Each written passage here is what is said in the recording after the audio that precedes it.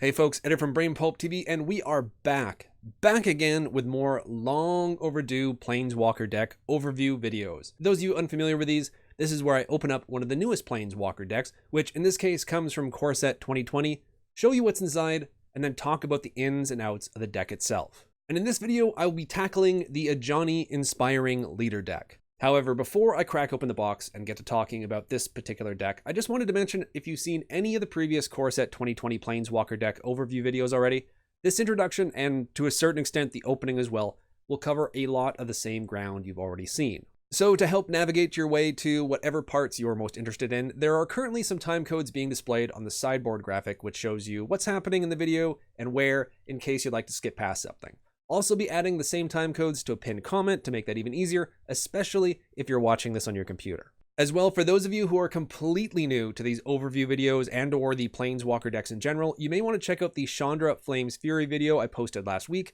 as it includes an extra What's a Planeswalker deck segment that you won't find here.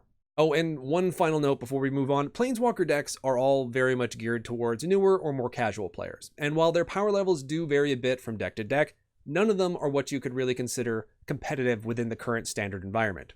However, after doing gameplay videos with every single Planeswalker deck ever created, I can tell you with absolute certainty that more often than not, if you're playing them against other Planeswalker decks, regardless of what set they're released with, they can still make for some really fun matches between friends. That said, in future parts of this video, specifically during the overview and when I give my closing thoughts on the deck, if I ever refer to something as being strong or powerful, I'm very much doing so while looking through the lens of a Planeswalker deck. In other words, I hold these decks to a different standard than I would a Challenger deck, or whatever might currently be taking the competitive world of Standard by storm right now. So please, take that into consideration throughout the rest of this video. Alrighty, now that we've got all that out of the way, it's time to move on and open the sucker up so I can show you exactly what you can expect to find inside one of these boxes.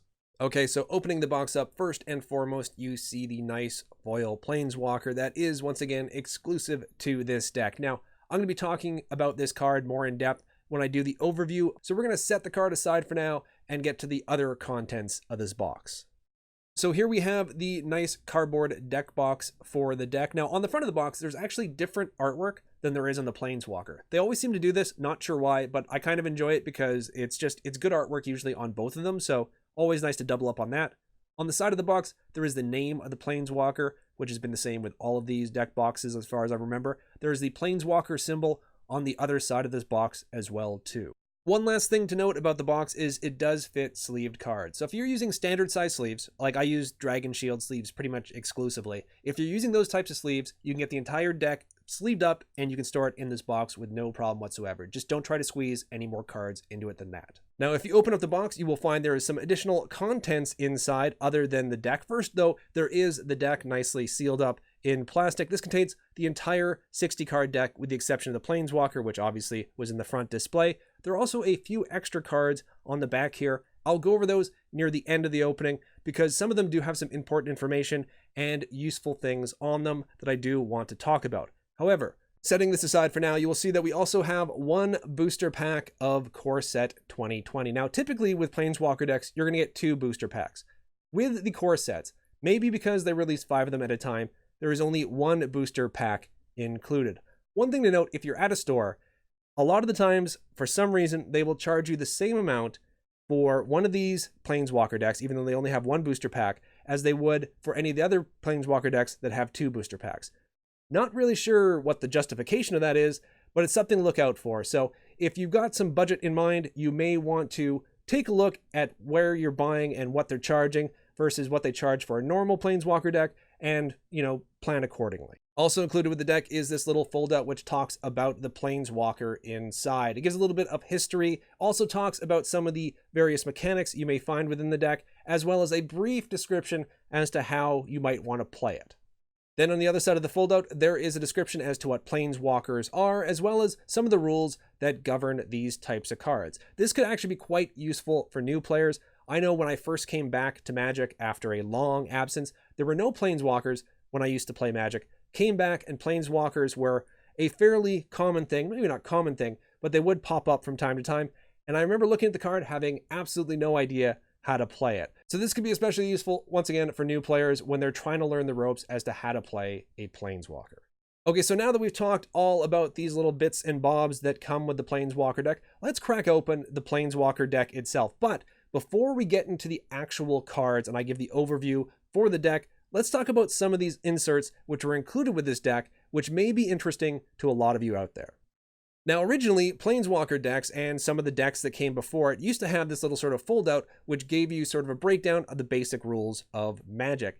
Now, though, they have these inserts. This particular card, for example, talks about what you can do on your turn. It discusses the beginning, main phase, combat, second main phase, and end phase of a regular turn of Magic. Once again, a very useful little reference for new players, much like how the foldout was for learning how to play Planeswalkers. Speaking of Planeswalkers, the other side of this card talks a bit about the loyalty system when it comes to Planeswalkers, how you can keep track of it, and what happens if your Planeswalker runs out. It's not exactly the most comprehensive bit of information they can give you about Planeswalkers, but it might help you out a little bit.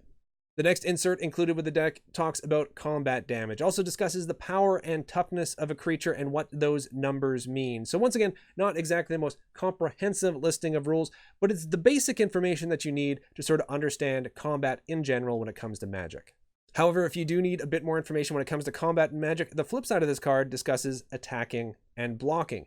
Goes over the ins and outs of what you need to do to be able to attack as well as block. Now, even if you're a very, very new player to Magic, you probably already have a handle on this particular aspect of the game, but it doesn't hurt to give you this information just in case. Now, the final insert that comes along with the deck is easily the most important insert that you will have with your deck. This is the deck code that you can enter in on MTG Arena and get yourself this exact Planeswalker deck in digital format. This is something I really wish Wizards would include with all of their standard legal pre-con decks, including things like Challenger decks as well too, which do not come with these particular digital codes. It's just a nice, simple incentive that Wizards can do in order to double up the usefulness if you're actually going and buying a physical product from a store. You can also give this code away to one of your friends. Now keep in mind, you can only use it once, so if you're going to give this away, you're not going to be able to use it for yourself. But let's say you bought a couple of Planeswalker decks, and you want to be able to play this on Magic Arena against one of your friends. It could be a really good way to bring someone towards Magic Arena that has never played the game before. This way, they get a nice little deck which is on par with one of your decks, and you guys can battle it out anytime you want whenever you're online. And that brings us to the end of the extra insert cards you'll find in the deck. Now, it's time to tackle all the playable cards and give you a basic overview of the deck itself. The way I'll be doing this is first I'll be talking a bit about the overall theme of the deck, including both its key elements, as well as any useful gameplay mechanics it might feature that could help lead you to victory. Then I'll go through each card individually and discuss how they may, or possibly in some cases, may not work within the deck. I'll do this first by giving you my thoughts on the Planeswalker, and then the other exclusive cards. After that, I'll go through all the creatures, followed by all the non-creature spells, and I'll do all of that in order of converted mana cost. So, that's the game plan, folks. Now let's get started.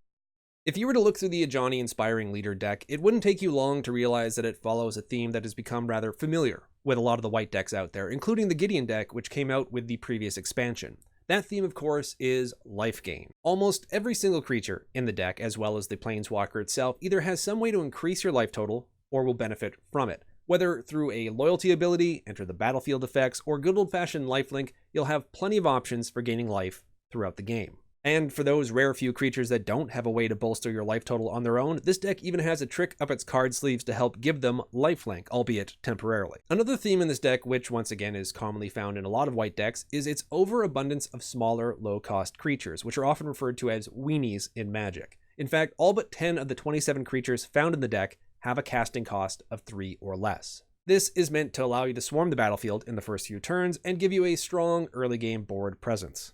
Even when it comes to the non-creature spells you'll find in the deck, other than your Planeswalker, of course, Wizards has kept the curve low as they cost only 2 mana each to cast, which in the mid to late game will often allow you to both increase your board state and still give you enough untapped planes to pay for some pseudo removal or a potential game-changing combat trick later.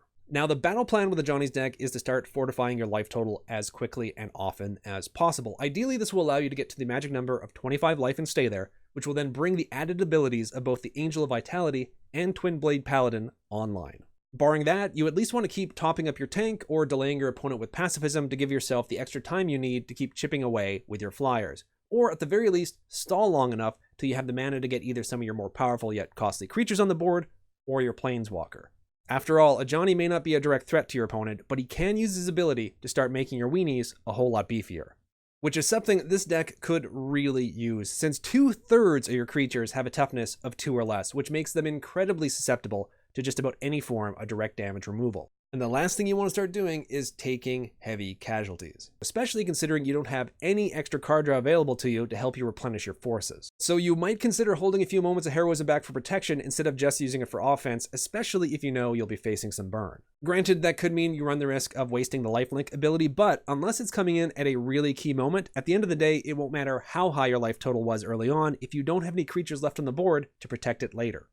Alrighty, now it's time to talk about all the individual cards in the deck, and we're going to start things off with Ajani, Inspiring Leader. For 4 and 2 white, you get a 5 loyalty Planeswalker. His +2 ability is, you gain 2 life, put 2 +1/+1 counters on up to 1 target creature. His -3, exile target creature, its controller gains 2 life, and his ultimate ability of -10 is, creatures you control gain flying and double strike until the end of turn. So his +2 ability does a couple of useful things. First of all, with this being a life gain deck, you gain 2 life, but if you have a creature on the board, you're able to put 2 +1/+1 counters on it. Now this is important in this deck, especially because a lot of the creatures are smaller weenie style creatures. So you could really use a bit more meat on those bones a lot of the time when you want to attack or defend. Now this can be especially useful with something like the Fencing Ace, which has double strike but only a small 1/1 body. So when you get this out, you know you're going to get some use out of it as long as you have a creature on the board. And even if you don't, once again, you do gain 2 life, but typically gaining 2 life all on its own with just a Ajani out there and nothing to protect it isn't really going to do a whole lot for you. Which brings us to the -3 ability of exiled target creature. Its controller gains 2 life. Now this is really, really useful. All Planeswalkers, and I've always said this with the Planeswalkers when it comes to the Planeswalker deck videos, all Planeswalkers really need some way to protect themselves once they hit the board. Because there are going to be times where you're not going to be able to put up a decent defense once you're able to cast your Planeswalker. So the fact that Ajani has straight up removal, exile target creature, is wonderful. Now, granted, you're giving its controller 2 life. That is definitely a fair trade-off if you also get to exile one of their creatures. As well too, there is the slight possibility that you could end up using this on yourself, on one of your own creatures, to exile it to gain 2 life. The only way I can think you'd ever want to do this is if you have maybe a few Twin Blade Paladins on the board and another creature which is doing absolutely nothing. This could be another trigger to pump up the Paladins for you. Other than that though, I'm fairly certain you're going to be using this to target one of your opponent's creatures to get him off the board and protect Ajani for the next round. And finally, we have the -10 ability, which means he's going to have to be on the board for at least 4 turns before he can actually execute this. Interestingly enough, if you are able to keep him around for those first initial 3 turns and +2 him each time, he'll be at 11 loyalty, which means you can get his ultimate off and he's still going to stick around. And that's something that doesn't often happen when it comes to Planeswalkers. Now, the actual ability of the ultimate is okay. It's giving everything flying and double strike, but it's nothing that really blows me away. Even when you compare it to the ultimate ability of other Planeswalker deck Planeswalkers, it's nowhere near as impressive as a lot of those. And remember, this costs 10 loyalty to do. So if I'm going to be spending 10 loyalty, I want something that's really going to turn the tides in the game. Whereas in this deck, I already have flyers, I already have things with double strike. It's just for an ultimate ability, I find it a little underwhelming. However, since you never really get the ultimate off anyways, I'm willing to forgive that because his -3 ability is so good. Okay, moving on now to the exclusive cards. We're going to start with the rare card. This is the tutor card, the card that's going to allow you to get Ajani from your deck or your graveyard into your hand. And it is Goldmane Griffin. For 3 and 2 white, you get a 3/2 Griffin with flying and vigilance. When the Griffin enters the battlefield, you may search your library and or graveyard for a card named Ajani, Inspiring Leader, reveal it, put it into your hand. If you search your library this way, shuffle it. So yes, these are the types of cards that you'll find in every single Planeswalker deck, except for the 2019 core set ones where they did a slightly different variation of it. And it's always some sort of spell or creature that has a tutor effect attached to it. And in this case, it's a 3/2 flyer with vigilance, which for 5 mana, it's pretty expensive, but it does have the tutor ability attached to it. So that is extremely useful, especially considering the fact that it can also search your graveyard, which means you may have the chance to cast Ajani and play it more than once per game. Moving on now to the common exclusive card, we have Savannah Sage. For 1 and a white, you get a 2/2 Cat Cleric with, when it enters the battlefield, you gain 2 life. So this is essentially a bear, a 2/2 for 2, and it's got the extra ability of gaining 2 life, which in this deck is once again a theme. Other than that, it's not really super exciting, so there's not much to say about it, but you do get 4 copies of it in the deck. Next, we have the uncommon exclusive card in the deck. We have 3 copies of Twin Blade Paladin. For 3 and 1 white, you get a 3/3 Human Knight. Whenever you gain life, put a +1/+1 counter on Twin Blade Paladin. So with all the life gain going around in this deck cries out for a creature like Ajani's Pridemate. Unfortunately, Ajani's Pridemate is not in this particular expansion, so they basically created an Ajani Pridemate-like creature to add to this deck in order to give it some legs. However, the fact that Ajani's Pridemate only costs 2 typically will make it more useful in a deck like this than the Paladin. Still, on the plus side, the Paladin does enter as a 3/3, and there is always that possibility, if you get over 25 life, that it will gain double strike as well. And if you can reach that life total, this card should be pretty amazing once it hits the battlefield. Now, unfortunately, this is only one of 2 different cards that really benefit from you gaining life. This is the only card that benefits each time you gain life. The other card, which I'll talk about in a bit, also has that conditional if you hit 25 or more life. But this one gains counters each and every time you gain life. So unfortunately, that kind of means that you're probably going to have to hinge your hopes a lot of the time on getting this card on the battlefield and making it stick. So that's why I really wish they had included 4 copies of this and maybe 3 copies of Savannah Sage. Now, I know the way the breakdown always works is you get 3 copies of the exclusive uncommon and 4 of the common, but I really had wished they'd bent the rules a little bit with this particular deck. Anyways, let's move on now to the non-exclusive cards, starting with a 2-drop, Daybreak Chaplain. You get 4 copies of this 1/3 human cleric, and it has lifelink. So lifelink, another way for you to gain life in this deck, and as well too, it has a 1/3 body, which oddly enough makes it one of the tougher creatures in this deck, so it can be used as a decent early game blocker as well too. Other than that though, there's really not that much to say about it, so let's move on to the next card. Still in the 2-drops, we have 3 copies of Fencing Ace. It's a 1/1 human soldier with double strike. Double strike means this creature deals both first strike and regular combat damage. Now, there are only 2 reasons why I can think this specific card is in the deck. First of all, there's Ajani's ability to put +1/+1 counters on a creature. That could go a long way with Fencing Ace. The other thing is the instant card, which we'll talk about later on, which can pump up one of your creatures and give it lifelink. Other than that, Fencing Ace is not really the strongest creature in this particular deck. However, if you are able to pump it up, it will definitely be a force to reckon with. Moving right along, still in the 2-drops, we have Impassioned Orator. It's a 2/2 human cleric, and whenever another creature enters the battlefield under your control, you gain 1 life. So yes, it's another bear with an upside, but it's a fairly decent upside in this deck. If you're able to have this on the battlefield and then cast your Paladin, the Paladin will essentially enter as a 4/4. After that, every single creature that enters the battlefield will trigger this, thus triggering the Paladin and pumping it up more and more. Basically, the Orator and the Paladin make a nice dynamic duo, so if you're lucky, you'll get them both out at the same time.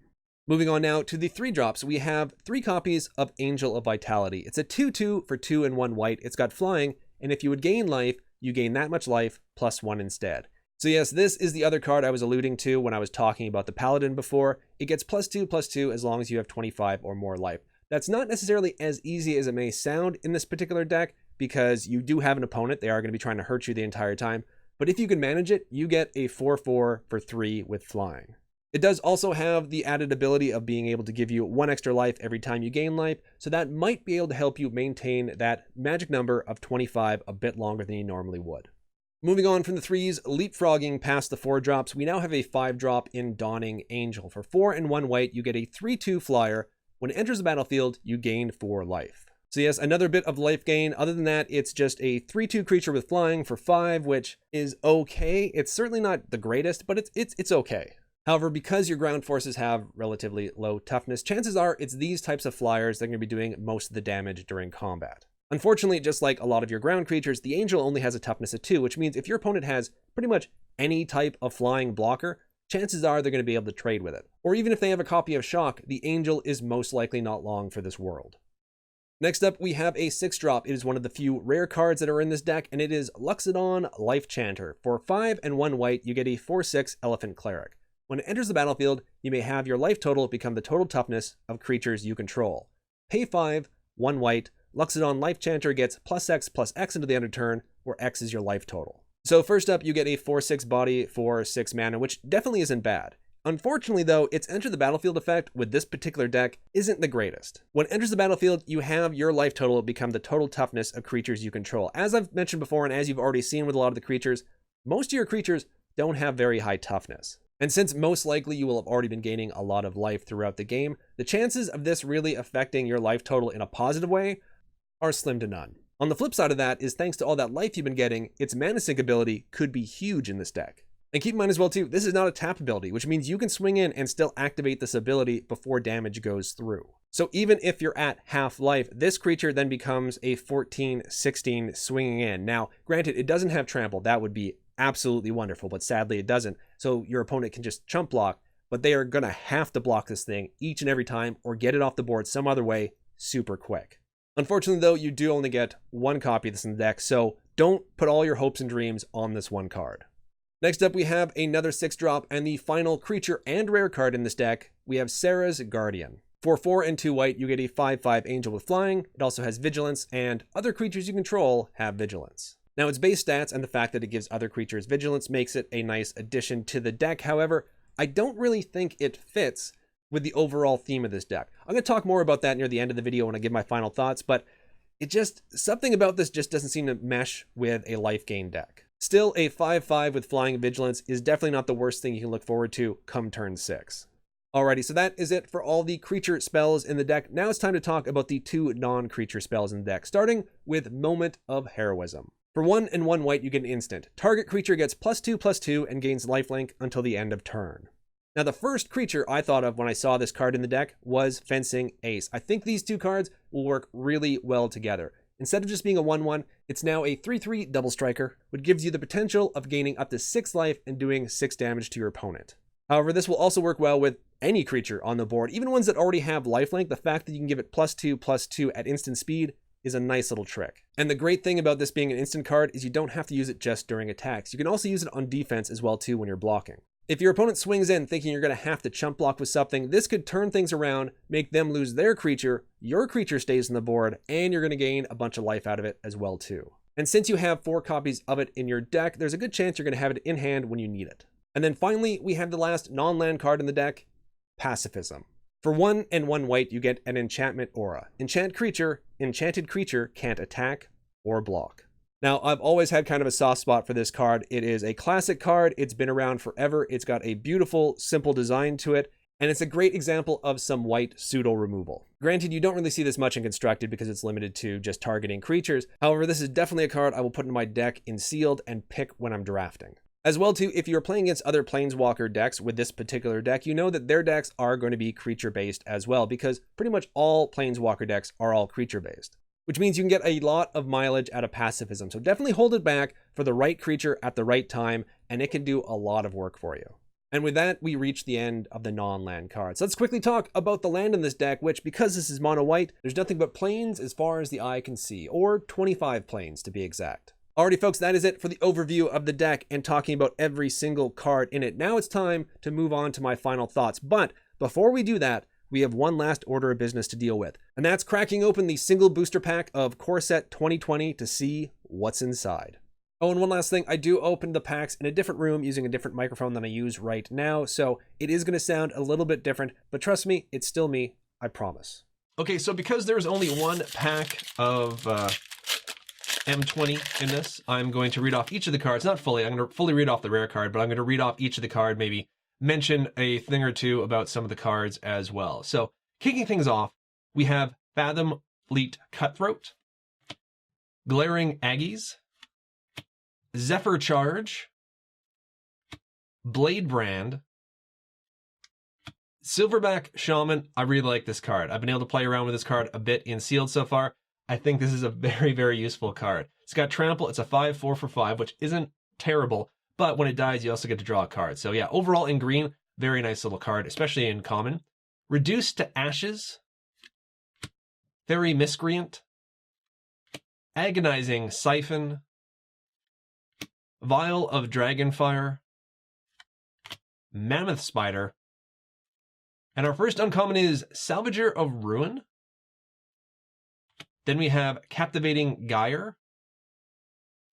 Our final uncommon is Herald of the Sun, and our rare card in this pack of M20 is Planar Cleansing. For 3 and 3 white, you get a sorcery, destroy all non-land permanents. I'm actually really glad I opened this up. I love board wipes.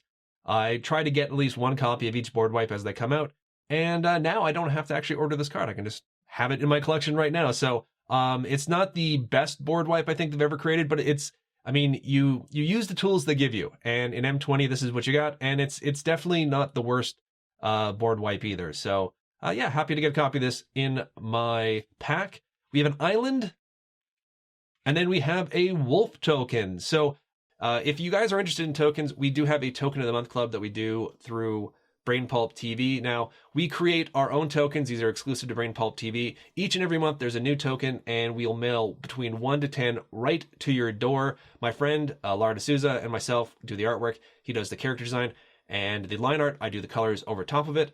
And we produce, new tokens every month. So you can sign up. There is going to be a link that's going to take you to a video explaining more or the site itself. It's done through Patreon. Just it's easier that way for us to do it. And there's also going to be a link in the description below. Anyway, that is the end of this little Token of the Month Club plug and the end of this pack of Core Set 2020. And now it's time for my final thoughts on the deck, including a few suggestions I have as to how you could possibly tweak it, maybe make it a bit stronger, while at the same time still keeping the overall heart of the deck intact. First off, let me just say that this is certainly not the worst Planeswalker deck they've ever come out with. Hell, it's not even the worst monocolored deck they've ever produced. In fact, I don't even think it's that bad for a Planeswalker deck. However, whenever these types of decks come out, no matter if they're being released in pairs or in this case as a set of 5, there will always be one that turns out to be arguably the weakest. And with Core Set 2020, I have to say that unfortunately, I think Ajani's deck fits that particular role. You see, the problem is, while this deck does allow the player to potentially gain a ton of life, only 2 cards in it really benefit from that. Of those 2, only the Twin Blade Paladin does so without requiring you to keep your life total above 25. But even that card only fully turns on if you do manage to hit that magic number, which even in this deck can often be a lot harder than you may think. After all, you'll most likely have an opponent constantly chipping away at you each and every turn, as opposed to them just sitting back and letting you gain life. As well, there are only 3 copies of the Paladin in the entire deck, on top of which it costs 4 mana just to get on the battlefield, which is often slow enough to allow your opponent's time to remove it before it can ever attack or even gain a single +1/+1 counter. So while there is some synergy here to go along with the life gain, in my opinion, there's just not enough to really make it work. Instead, a lot of the time you seem to be just gaining life for the sake of gaining life. Another example of that sort of lack of synergy that I feel with this deck is Serra's Guardian. Now, I absolutely love the design of this card and think it would make a wonderful addition to any number of decks, but it just doesn't seem to fit this one. You see, this is the type of card that could be a lot of fun in a deck where you've got a ton of other creatures with big old high toughness butts, or better yet, tap abilities. That way they can swing in during the attacks and still either be good blockers or tap for their abilities on your opponent's turn. With this deck, however, there are no creatures with tap abilities, and as I mentioned before, the vast majority of creatures in this deck only have 2 or less toughness each.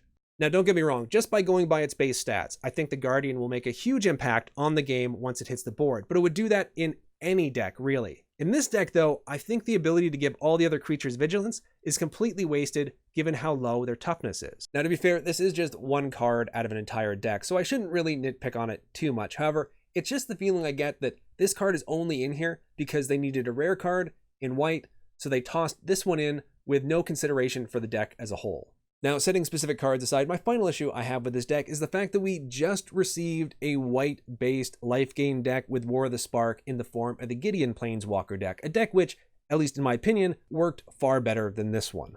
So I'm not exactly sure why Wizards felt they needed to go back to that particular well so soon when they seemed to get it right the first time, especially when you consider the fact that they had to create an exclusive Ajani Pridemate style card just to make this deck sort of work. Okay, now, I realize so far I've been fairly rough on Team Ajani. So let me try to turn the vibe around a little bit and say for anyone out there who was thinking of buying this deck or has already bought it and is now super discouraged after listening to this part of the video, please don't lose heart. If this is the deck that calls to you because you like Ajani or mono white decks or for any other reason, you can still make this deck work for you. I mean, sure, in my opinion, it's not the strongest of the 5 right out of the box, but it's probably the easiest deck of the 5 to improve well beyond its initial power level. And you can do that by just adding a few extra common cards that will cost you next to nothing. Specifically, I'd suggest cutting your Savannah Sages and the Dawning Angels for 3 to 4 copies each of Ajani's Pridemate and Healer's Hawk. The combination of those 2 cards in this deck allows you to play a Hawk on turn 1 and potentially follow it up with a 2/2 Pridemate on turn 2. That quickly becomes a 3/3 Pridemate after your Hawk attacks. And that gives you the same body and the same unconditional ability of the Paladin 2 full turns before that card would ever see play. Ideally, what this will do is pressure your opponents into burning through some of their removal early, increasing the chances they'll no longer have it on hand after you play your larger mid to late game threats. Now, before I suggest any other possible additions or changes to the deck, I just want to preface this by saying that I'm going to be purposely avoiding any cards that will be rotating on a standard soon. So just in case anyone was going to wonder why cards that would be very good in this deck like Legion's Landing and Leonin Vanguard weren't going to be mentioned, now you know. Moving on, the next thing I'd suggest adding is a relatively inexpensive card that could go a long way towards fixing one of this deck's major weaknesses, which is lack of card draw, and that's Dawn of Hope. Not only does this give you some much needed card draw, which is often hard to find in mono white, but it also gives you a great mid to late game mana sink that provides you with hot and cold running 1/1 lifelinkers. Speaking of low toughness creatures, if you're looking for a more permanent way to turn a small butt into a big one, you could consider replacing Moment of Heroism with cards like Gauntlets of Light or Sentinel's Mark, which doesn't even have to give up the element of surprise despite being an enchantment because of Flash. Not only will they play well with pretty much all of your creatures, especially Fencing Ace, but they'll also potentially give more impact to Life Chanter's Enter the Battlefield effect. Another possible replacement you can make is swapping out Pacifism for Conclave Tribunal. Don't get me wrong, I think Pacifism is great, but Tribunal's ability to target any non-land permanent gives it way more versatility. So even if you do end up having to cast it for its full cost, I still think it'll be far more valuable. And finally, for those of you who don't mind spending a bit of extra cash, there's always Ajani Strength of the Pride. Because the only thing better than being able to cast Ajani Pridemates in a life gain deck is creating them out of thin air. So those are pretty much all of my thoughts. What I want to know is what your thoughts are on this deck. Please feel free to drop me a comment in the comment section. Give me your thoughts, questions. Hell, just say hi and let me know how your experience with M20 has been so far. I always love hearing from you folks. However, that is it for this video. So thank you all so much for watching. I hope you enjoyed it. And I appreciate all the support. So many of you keep showing the channel month in, month out with every video that does get released.